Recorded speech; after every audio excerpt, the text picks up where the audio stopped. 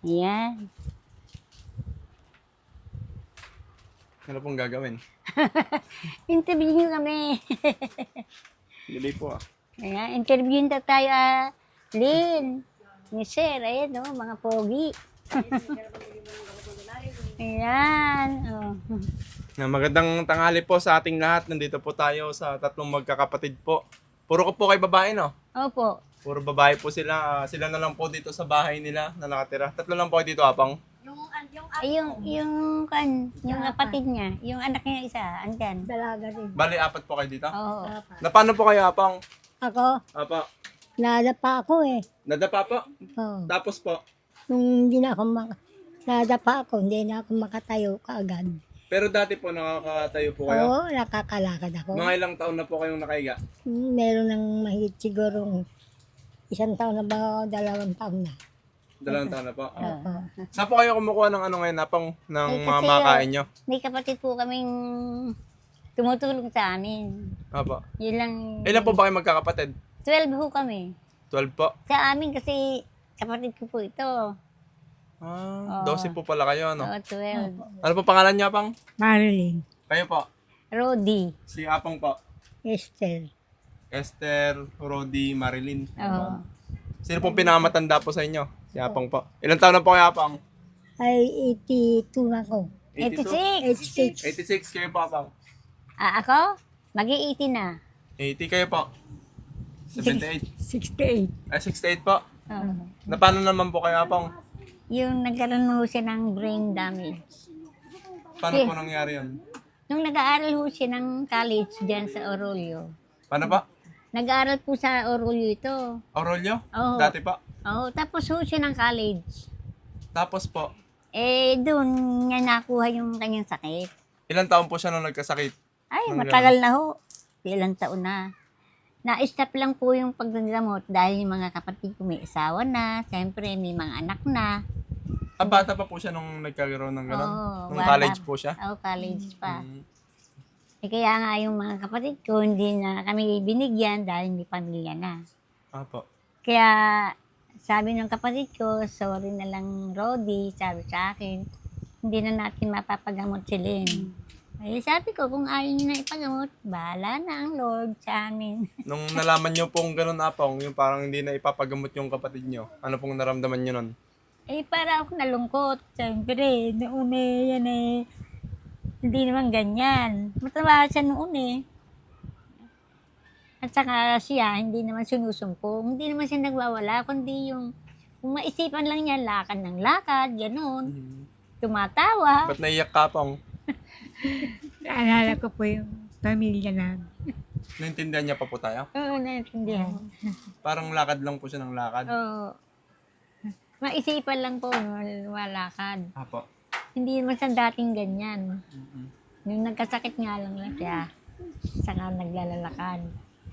Pinapagamot namin doon sa psychiatrist na si Doktora Medina dyan sa PJJ noon. Ngayon may sarili niya siyang clinic, hindi na namin mapagamot kasi mahal na po yung injection, 1.5. Ang gastos po yan, buwan-buwan, 5,000 na. Yung mga kapatid ko, siyempre may pamilya na po yan, may anak na nag-aaral. Hindi na kami matulungan. Binibigyan lang kami ng maintenance po sa aming pagkain. Yung isang kapatid ko, 2 yung kapatid namin engineer, yung isa, 1.5 lang po ang binibigay, yung isa 2. Hindi naman monthly po, every 2 months. Every 3 months pa. Oo, Apo. gano'n. Sakto lang po pangkain niyo. O minsan Pagkain. nagkukulang pa po. Kulang pa nga po kasi kung minsan ito, naggagamot, binibili ko ng gamot, masakit ang ulo, gano'n. Merienda po, silang dalawa, nagmi-merienda. Kayo po, hindi na. Hindi na ho ako. Dinadagdagan ko na pagkain na lang ng kanin. Minsan po ba pong inaranasan nyo naman na kunyari, hindi nakakain ng isang araw? ganun? Oo, gano'n. May mga time pong hindi kayo nakakain naman. Oo, may time po kami. Paano po yun, Nay? Ako Hindi lang po kayo muna. nanghingi sa mga kapitbahay nyo? Hindi po ako nahihingi, nahiya po ako. Doon na lang sa mga kamag-anak namin. Mga kamag-anak namin ho. Marami akong kamag-anak dyan sa San Jose City. Yung Bobila dyan na nagdentista. Yun, kamag-anak namin, Luna, Pharmacy. Kuminsan, siyempre may mga anak na nag-aaral, hindi din ako mabigyan ng kanilang pera. Saka matumal na ngayon ang mga tinda. Apo. Ay, nagtitinda po kayo dati? Oo, Nang ngayon, ano po? gulay. Mga Doon gulay sa po. amin, doon sa Talavera. Tiga Talavera po talaga kayo? Oo, doon sa Mag-asa. Pag-asa. Paano po kayo napunta dito naman? Kasi nga dahil dito, tinawagan ako ng anak niya. So 2 taon pa lang po kayo dito? Oo, hindi ho. Pan na ho. 10 years na. 10 years na po. Oh. 2017 kami dumating dito. Naku mga... Ba't naman hindi po kayo nakapag-asawa pong dalawa? kasi ako, malaki ang aking sakripisyo sa magulang ko. Walang mag-alaga noon sa magulang ko. Nag-asawa na lahat yung mga kapatid ko. Ming! Kumpit ko naman yun. Ming! Hindi, ganyan lang po yan. Palakaibigan po yan. Ngayon, sabi nga ng kapatid ko, sorry na lang Ate Rodi, hindi natin mapapagamot si Lynn. Apo. Sabi ko naman, bahala na si Lord. Pray na lang ako ng pray na tulungan itong kapatid ko. Kasi kay Mayor ho, marami din tinutulungan ho si Mayor. So parang ang nangyari apong, kayo po yung pinaka nagsakripisyo sa inyong magkakapatid na mag-alaga sa lahat. Oo, lahat. Napaabuti nyo lang Ako po. yung magulang ko ho, tatay at nanay ko, mga kapatid kong nangamatay, ako din ho nag-alaga. Apo. Ito na nga inalagaan ko, ito ang last na kapatid kong inalagaan ko. Dahil nagkasakit naman siya, hindi ko rin mapagamot dahil ala akong hanap buhay. Kaya sabi ko sa kanya, tulungan mo yung sarili mo Apo. na ikaw ay wag nang lakad ng lakad. Hindi ko din mapigil. Sabi sa akin ni doktora, hindi mo mapipigil yan kasi wala yung injection. Injection po yung... Pero pag na-injection po siya, Ay, naku, maghapong natutulog po yan. natutulog lang. Hindi po, exercise na din po kakalakad. Kuminsan hindi na kumakain. Ginigising ko. Ay, ganun po. Oo. Natulog lang po siya, no? O tulog. Kasi yung gamot kong binibigay ni doktor, talagang pampatulog yun. Maghapon kang magdamag na matutulog.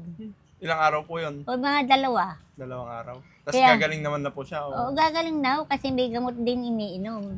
Tapos po, pagkatapos uminom ng gamot na yon, hindi na siya naglalakad-lakad. Hindi na ako kalmante naman na. Nakakausap na po ng maayos. Oo, nakakausap siya ngayon. Kaya lang, pang naisipan lang niya na naglalalakad. Ganon. Maisipan lang naman niya. Hindi naman siya lakad ng lakad na kuan. Naisipan niya. Eto, nakarating na nga doon sa digdig. Naglakad po? Oo, hindi. Sumakay siya sa sasakyan. Pagtapos, nakarating na sa Pangasinan. Kalayo pa lang nararating mo, Apong. Alam mo pa yung mga yun, Apong? Ha? Alam mo pa po yun, yung mga pinupuntahan mo pag naglalakad ka? Hindi naman lakad, sumasakay din. Ay, sumasakay. Oo, nakarating na dyan sa Maynila. Bawang, Batangas. Oo. Lalayo naman. Hindi po siya sinisingil. Hindi, sinasabi naman niya na si Aina dukutan. Magaling din po pala si Oo, Apong. nawala daw yung pera niya. Yun naman sinasabi niya. Sinasabi niya sa akin, naku, nagsisinungaling ka. Sabi ko, masama yun, bad yun. Paano nga, wala kang pera. Sabi niya. Sige ka. Yung kanyang pagpapagamot, sabi ni Doktora Medina, kailangan continuous. Sabi ko, Doktora, ako wala akong hanap buhay. Mga kapatid ko ayaw magbigay. Kaya nga sabi ko doon kay Doktora, sorry na lang ma'am, hindi ko mabigyan ng talagang pagpapagamutin ng kapatid ko. Sabi ni Doktora, continuous mo lang, gagaling din yan. Ito, Apong, may kasama po tayong tigapayo. Anong masasabi mo? Si Apong kasi lakad daw ng lakad. Tapos kasi ngayon, di na siya nakakainom ng gamot na, Apong. Oo, Anong matagal masasabi? na. Anong may papayo mo kay Apong? May papayo ko po wag po tayong wag masyadong mag-iisip po sa loob. Kung may gusto po sabihin, yung mga kaibigan niyo po, puntahan niyo lang po. Ayun yung kausapin niyo po para yung problema niyo po may labas niyo po sa mabuti po. Wag niyo pong ilalabas po sa bibig niyo po. isip po kayo sa, wag po ganun po. Magdasal na lang po tayo kapag ganun po, kapag nahihirapan po tayo. Maganda na yung sinabi mo, okay na. Thank you. Okay na yan, maganda na yung sinabi mo eh. Baka kung ano pang sabihin. Apang wag kang isip ng kung ano po ano. Opo. Pala isip kasi ito. Kung ano po, hindi nyo na po kaya magtinda-tinda ng gulay dito sa labas. Hindi na ho, marami kasi ditong mga Titinda na, no? nag-rolling. Oo. Kaya mahirap tinda at hindi ko din maiiwanan niya. Ano, yung mga anak din niya, may mga hanap buhay. Ngayon na pong, kumain na po kayo? Ngayong tanghali. Oo, nangutang lang ako. Nangutang lang po kayo, magkano po inutang nyo? Dilata na 7, na dilata, na corned beef. Dilata lang po inulam nyo. Oo.